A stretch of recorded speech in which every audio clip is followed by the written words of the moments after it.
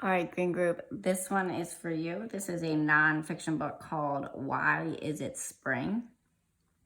I'm going to be doing something a little different than I've done in the past. I already broke this book down into 3 different parts. I'm going to make one long video instead of breaking it up into 3 different videos. I will stop it. You can go back and reread the parts where I stopped. When you go back to the video, you can reread the first part, then go on to the second part. If you want to do the whole book in one day, that's great. If you would prefer to break it up into 3 days, that is completely up to you as well. The first part of this book, like I said, it is a nonfiction book. It's called Why Is It Spring? And I want you to think about, according to the text, how do you know it's spring? Some things I want to talk to you about real quickly before you read this book is that it has some cool features in it. It is a nonfiction book, and we have talked about the parts of a nonfiction book. Right here, I thought this was really cool. It has a words to know section. So it gives you the vocabulary word, and then it gives you the definition. So hibernate even shows you how to pronounce it. Hibernate, to spend the winter sleeping or resting. Migrate, and season, and tilt. It also has a table of contents where the book is broken down into different sections, different topics, different headings. What is spring? And it goes even down further. And then at the end of the book, which I think is really neat, this time it has a learn more section. So the author gave us some resources that we could use to maybe go read more books about seasons or even to learn more on websites. All right, so the first section, like I said, I want you to think about those text features and the differences between them. There's actually a lot of text features in this one, the difference between labels and captions. There's also something else I want to show you on page 6 and 7. This is kind of a tricky one to read, this page, because it's not written in the typical left to right, top to bottom. How I would read this and how I recommend that you read this is you read the white words first. So here, here, and here, and here. Then you see the diagram in the middle. And this diagram has some great captions that go along with the pictures. So this helps you understand what is talking about in the white words. Okay, so we're gonna get started on the book. Why Is It Spring? And this is the great book for this time of the year.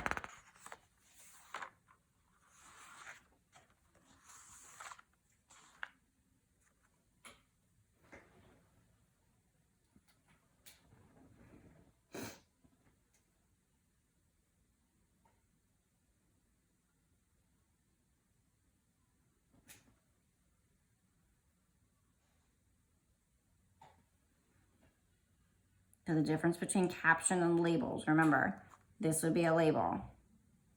This is a heading.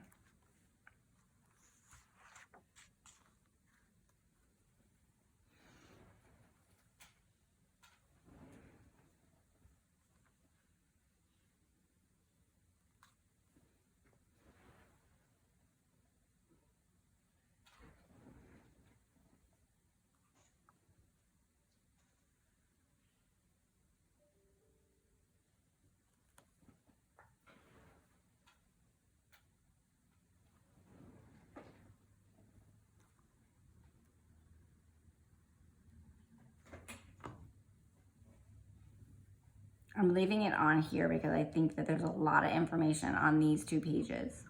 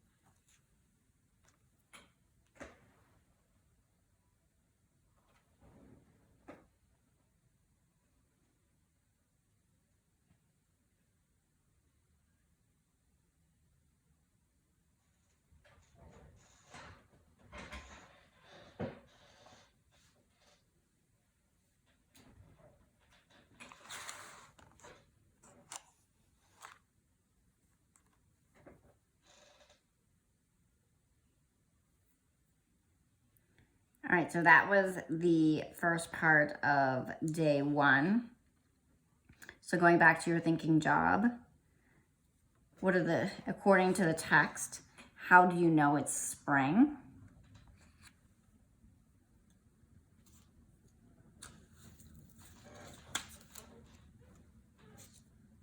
And then I asked you to think about those text features. So here we have the heading. And here, again, we have the heading. We have labels, which is explaining that this is what it looks like it's summer. But then here is your caption that gives you more information. All right, we're gonna go on and read the next part of the book.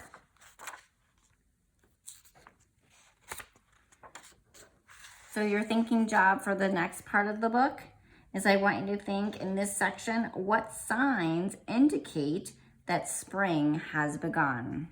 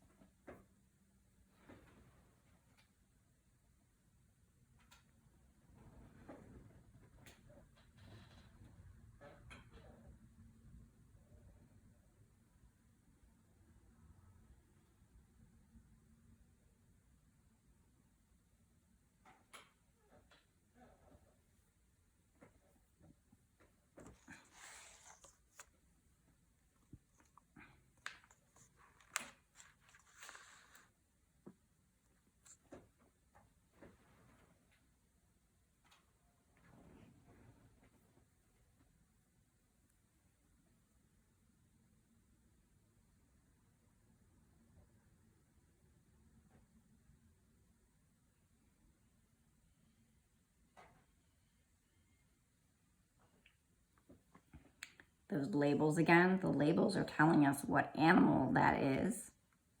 The label here, again, is telling us what animal that is. And here's your heading. Under the heading, it tells us what we're gonna learn about in that section of the book.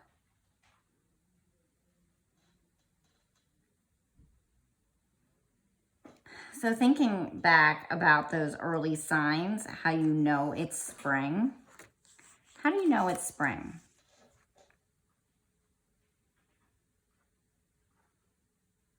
One way animals are born. Animals come out of hibernation. And then you have these early signs of spring as well. So those are details from the text that will tell you how you know that spring has begun. What is something the animals do in spring?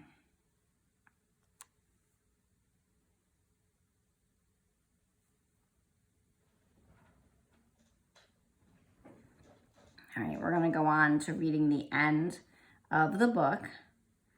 The next section is what was the most interesting thing about the last section of the book.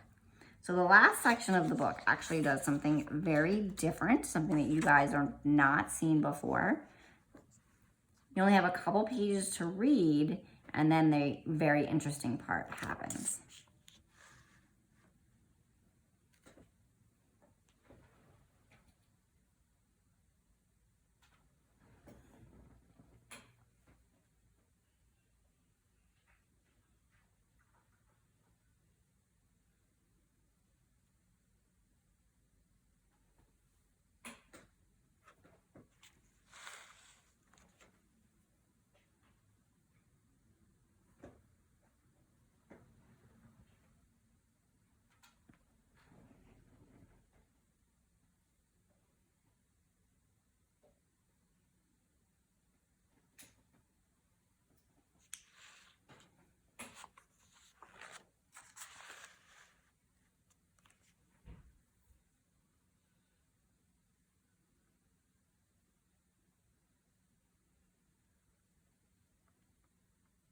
So I like how the author ended this book with a spring has sprung, what will you do? Which is perfect for us because spring is beginning to happen around here. So what are some things that you are doing? I know for us, we are planting flowers and we're even starting to plant our garden with our early plants. Now, here's the really interesting part, what the author did with this book. He had you guys do an experiment, if you like, and doing a shadow experiment. So here are the directions. Now, this is very similar to an experiment that we actually already did in first grade. And we did it with our sundial. This is a little bit different. You're gonna trace around your feet, and then you're gonna stand in the same place later that day, and you're gonna see how your shadow moves.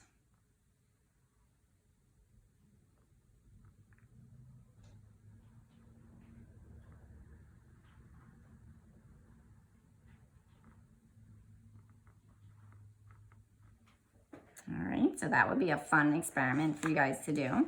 And then here is the other part that I thought was interesting that the author gave us. He gave us a section on learn more. So here are some additional books that you could read about the spring. And then also there are websites about spring. There's spring crafts, things about the monarch butterfly, which we know a lot about the monarch butterfly, and then spring recipes. You guys could also go on to Pebble Go and also learn more about spring. And then there is the index at the end of the book, which is an index is the vocabulary words where we can find, if I wanted to read about hibernate, I would go to page 12. All right, make sure you go back and reread this book a few times. Maybe you could do a journal entry about what you like to do in the spring. Answer that author's question at the end of the book.